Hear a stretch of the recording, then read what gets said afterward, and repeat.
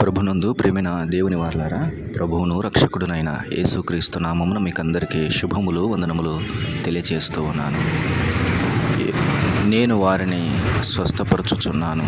ఇర్మియా 33:6 ప్రకారం దేవుడే స్వయాన తాను తీసుకున్న నిర్ణయంగా కనబడుతుంది.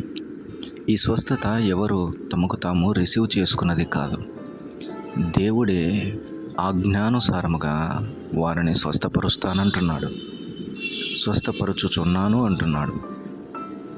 అవును, దేవుని ప్రత్యామ్నాయము లేకపోతే మానవునికి అస్వస్థతయే, వ్యాధియే, రోగమే, భారమే.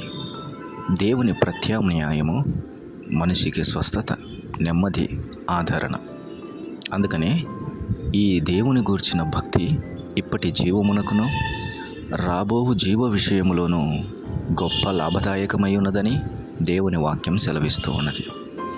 అవును, ఎండిన భూమిలో మొలిచిన మొక్క వలె ఆయన ఎదుట పెరిగెను అని మన ప్రభువును గూర్చి యెషయా గ్రంథం 53:1-2 ప్రకారం చదువుతూ ఉన్నాం. ఎండిన భూమిలో మొలిచిన ఆ మొక్క మన కొరకై నలపబడింది. అందులో నుంచి వచ్చిన రసం మన గాయములు కట్టింది. ఆ మొక్కను నలిపి వైద్యము చేసినట్లుగా దేవుడు మన కొరకై యేసుక్రీస్తు వారిని నలగొట్టాడని చూస్తూ ఉన్నాం. ఆ యేసు ప్రభు వారి శరీరము ద్వారా కార్చబడిన రక్తము ద్వారానే మన పాపములు క్షమించబడుతున్నాయి, మన హృదయ గాయములు కట్టబడుతున్నాయి. మన వ్యాధి తల నడినెత్తి మొదలుకొని అరికాల వరకు ఉన్న మహావ్యాధిని ఆయన తీసివేసి పరిశుద్ధపరిచినాడు. అట్టి కృప దేవుడు మనకు అనుగ్రహించి ఉండగా ఆయన నలగొట్టబడ్డాడు, ఆయన ఇడవబడ్డాడు, ఆయన మన కొరకై రక్తమును కార్చాడు. ఆ మొక్క నలగొట్టబడింది. వారిని ఆయన స్వస్థపరచుచున్నాడు. మనలందరినీ ఆయన స్వస్థపరచుచూ ఉన్నాడు. స్వస్థత అన్నది నీ అంతరంగములో నుంచి అది బయటికి రావాలి. బయట ఉన్న శరీరమునకు మాత్రమే స్వస్థత కోరుకుంటున్నావంటే ఆ వ్యాధి మరలా వస్తుంది. అంతరంగము నుంచి స్వస్థత వస్తే అది నెమ్మదినిస్తుంది, ఆదరణనిస్తుంది. ఏ డాక్టర్ దగ్గరికి వెళ్ళినా వ్యాధి యొక్క మూలమును కనుగొంటాడు. వ్యాధి యొక్క మూలమును బట్టి స్వస్థతను లేదా మెడిసిన్ ఇచ్చి హీల్ చేయడానికి పూనుకుంటారు. మన ప్రభువు కూడా అంతే. మానవుని అస్వస్థత పాపముతో ముడిపడి ఉన్నది. మానవుని యొక్క రోగం అది అపరాధములను బట్టి, అతిక్రమములను బట్టి అది ఉంచబడింది. ఈరోజు నీ ప్రభువు నీతో మాట్లాడుతున్నాడు. నేను వారిని స్వస్థపరచుదును. అంగీకరిస్తావా? అనగా ఆ వైద్యునికి అనుమతిస్తావా? అనగా ప్రభువునకు నిన్ను నీవు సమర్పించుకుంటావా? ఆయన నిన్ను స్వస్థపరచడానికి, చికిత్స చేయటానికి ఇష్టపడుతూ ఉన్నాడు. అంతరంగంలో ఉన్న ప్రతి చీకటి అంధకారంను తొలగించి నిన్ను సంపూర్ణ స్వస్థతకు అప్పగించాలని ఇష్టపడుతున్నాడు.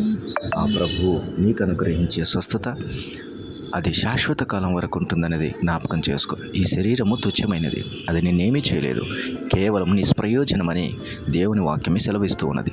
అంతరంగంలో ఉన్న పురుషుడు నిజమైన వ్యక్తిత్వం, దేవుడు అనుగ్రహించిన ఆత్మ, మానవుడు స్వరూపము దేవుని పోలికలో ఉన్నాడనేది గ్రహించినట్లయితే అంతరంగ స్వస్థత నువ్వు కోరుకుంటావు.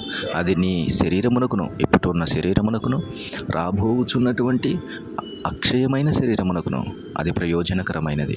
అట్టి స్వస్థత ప్రభు ఇవ్వాలని ఇష్టపడుతుండగా, అట్టి కృప చూపించాలని దేవుడు ఇష్టపడుతుండగా ఆ వైద్యునికి నిన్ను నీవు అప్పగించుకో.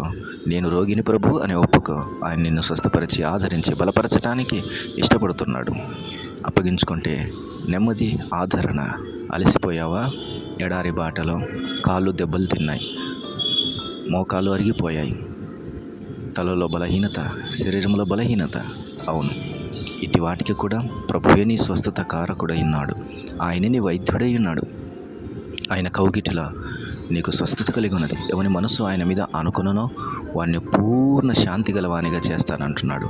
ఆయన రెక్కల నీడలో మనకు స్వస్థత కలుగుచున్నది, ఆరోగ్యమున్నదని కూడా లేఖనము సెలవిస్తూ ఉన్నది. అట్టి ప్రభు దగ్గరికి, అట్టి నిర్మలుడైన ప్రభు దగ్గరికి, అట్టి ప్రభు పాదాల దగ్గరికి వచ్చినట్లయితే నెమ్మది పొందుకుంటాం. ఈ దినము ఈ మాటల చేత ఆచరించబడి ప్రభు పాదాల దగ్గర నిలిచి ఉందాం. అట్టి కృప దేవుడు మనందరికీ దయచేయునుగాక. ఆమేన్. ప్రియ తండ్రి స్తోత్రం. నా మాటలను దీవించండి, హృదయాల్లో కార్యం చేయమని క్రీస్తు యేసు నామమున అడిగి పొంది ఉన్నాము తండ్రి. ఆమేన్. ఆమేన్.